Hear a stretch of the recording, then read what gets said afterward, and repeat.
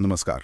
आज हम एक बेहद महत्वपूर्ण विषय पर थोड़ी गहराई से चर्चा करने वाले हैं, इम्यूनोसप्रेसेंट्स। जी। ये वो दवाएं हैं जो हमारे शरीर की प्रतिरक्षा प्रणाली मतलब इम्यून सिस्टम की ताकत को कम करती हैं। सुनने में शायद थोड़ा अजीब लगे कि हम अपने ही शरीर की रक्षा प्रणाली को क्यों दबाना चाहेंगे, पर अंग प्रत्यारोपण, ऑर्गन ट्रांसप्लांट जैसी जो मेडिकल तरक्की हुई है, उसके पीछे इन दवाओं का बहुत बड़ा हाथ है। बिल्कुल सही कहा आपने।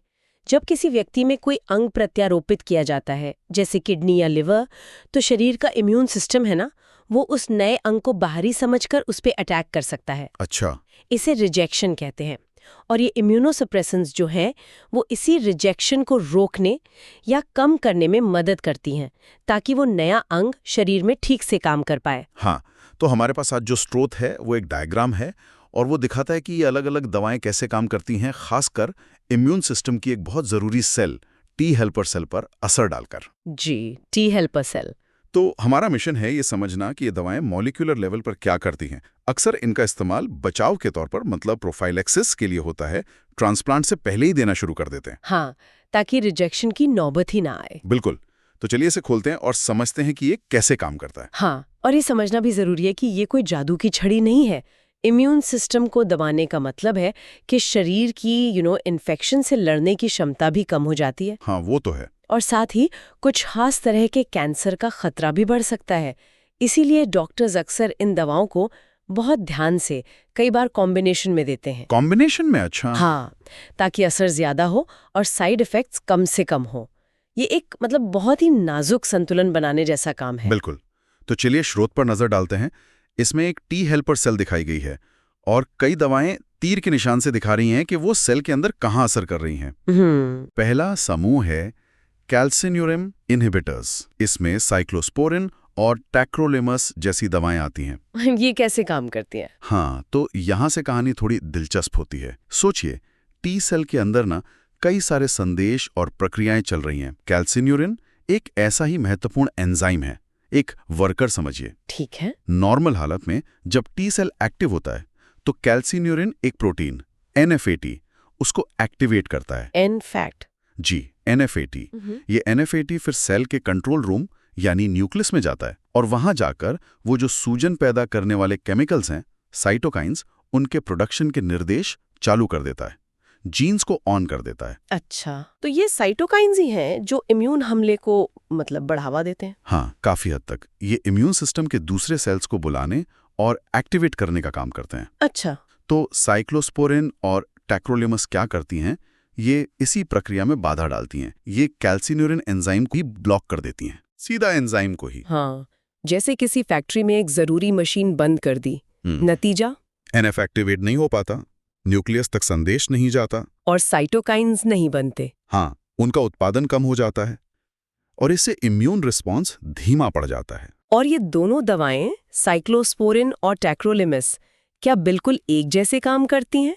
स्रोत में दिखाया है कि टैक्रोलिमस FKBP नाम के प्रोटीन से जुड़ता है और साइक्लोस्पोरिन साइक्लोफिलिन से। इसका क्या मतलब हुआ? ये अच्छा सवाल है।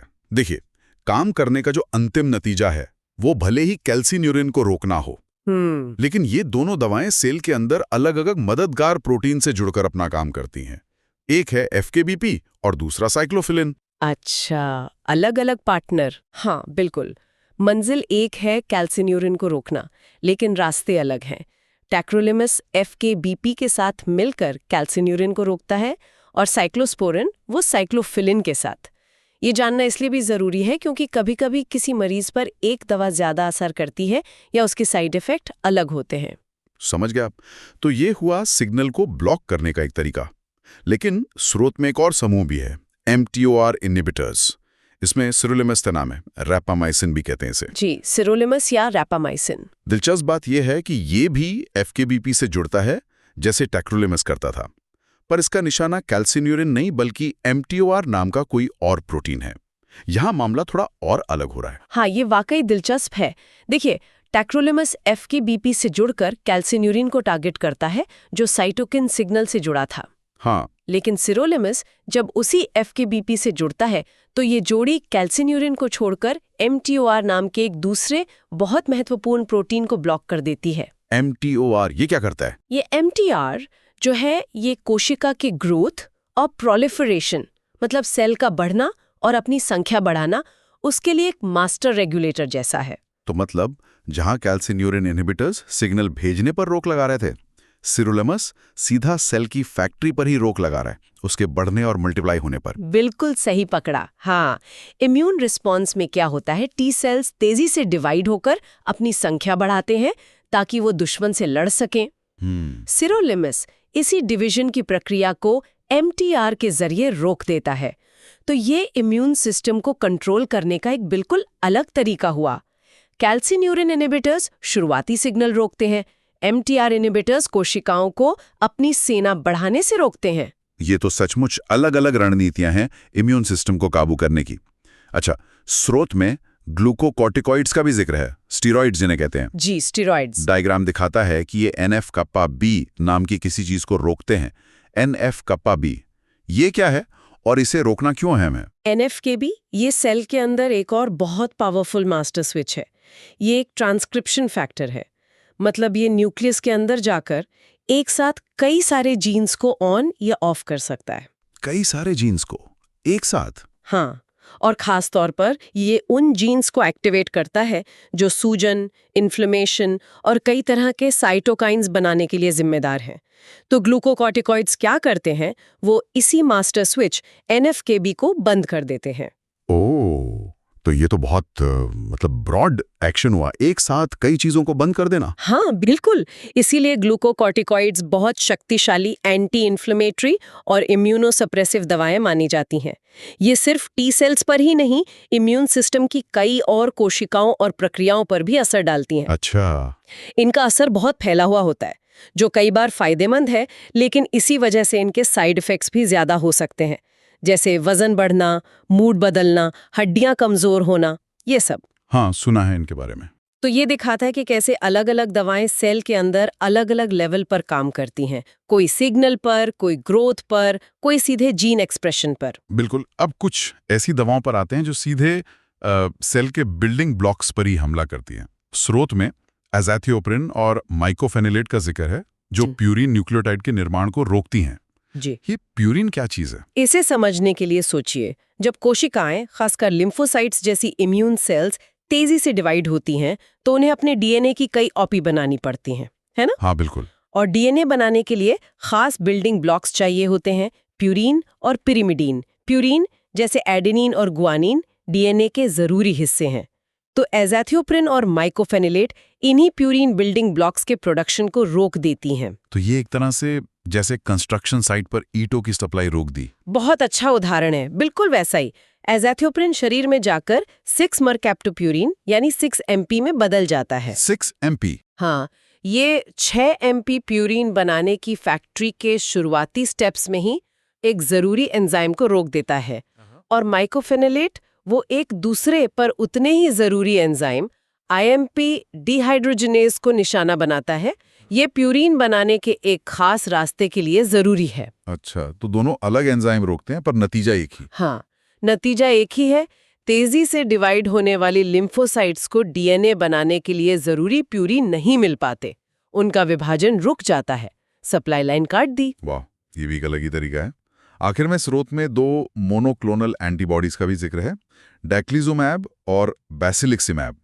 ये IL-2 रिसेप्टर को टारगेट करती हैं। ये IL-2R क्या है? IL-2 मतलब इंटरल्यूकिन 2, ये टी सेल्स के लिए एक बहुत ही पावरफुल ग्रोथ सिग्नल है। Growth factor? जी, जब टी सेल्स एक्टिवेट होती हैं तो वो अपनी सतह पर IL-2 को पकड़ने के लिए खास एंटीना लगा लेती हैं। इन्हें कहते हैं IL-2 रिसेप्टर या IL-2R। अच्छा, एंटीना जैसा। हाँ, जब IL-2 इन रिसेप्टर्स से जुड़ता है तो ये टी सेल के लिए एक जोरदार सिग्नल होता है, और ज्यादा बनो, तेजी से डिवाइड हो। तो ये एंटीबॉडीज क्या करती हैं? उस एंटीना को ही ब्लॉक कर देती हैं। एकदम सही। डैक्लिज़ुमैब और बेसिलिक्सिमैब लैब में तैयार की गई खास एंटीबॉडीज हैं, जो जाकर सीधे इन IL-2 रिसेप्टर्स से चिपक जाती हैं, उन्हें ब्लॉक कर देती हैं। अच्छा। जैसे टी सेल के कान पर हाथ रख दिया, अब IL-2 सिग्नल कितना भी आए, टी सेल उसे सुन नहीं सकती और डिवाइड नहीं होती। तो ये तो बहुत टारगेटेड हुआ फिर। हाँ, ये इम्यून प्रतिक्रिया को रोकने का एक बहुत ही लक्षित मतलब टारगेटेड तरीका है, क्योंकि ये सीधे टी सेल एक्टिवेशन और डिवीजन के एक मुख्य रास्ते को निशाना बनाता है, बजाय पूरी सेल मशीनरी को धीमा करने के। वाह, तो हमने देखा कि इम्यूनोसप्रेसेंट्स कितने अलग-अलग तरीकों से काम करते हैं।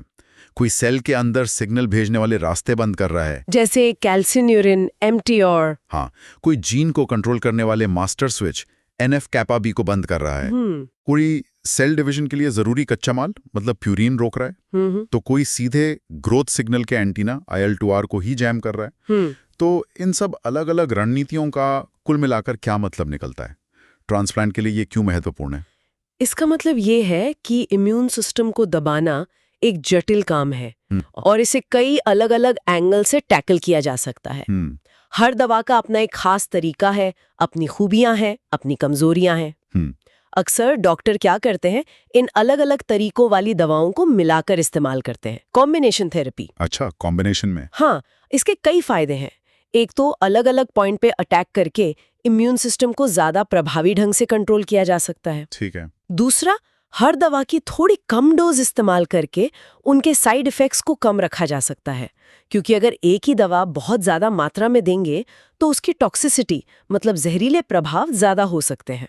तो ये टीम वर्क जैसा हो गया जहां अलग अलग दवाएं मिल के काम कर रही हैं। बिल्कुल, लेकिन ये याद रखना बहुत जरूरी है कि इस डिफेंस को बनाते बनाते हम शरीर के अपने बचाव तंत्र को भी कमजोर कर रहे हैं। हाँ, ये तो है। हर इम्यूनोसप्रेसिव थेरेपी का एक अनिवार्य नतीजा होता है इन्फेक्शन का खतरा बढ़ना और कुछ मामलों में कैंसर का जोखिम भी।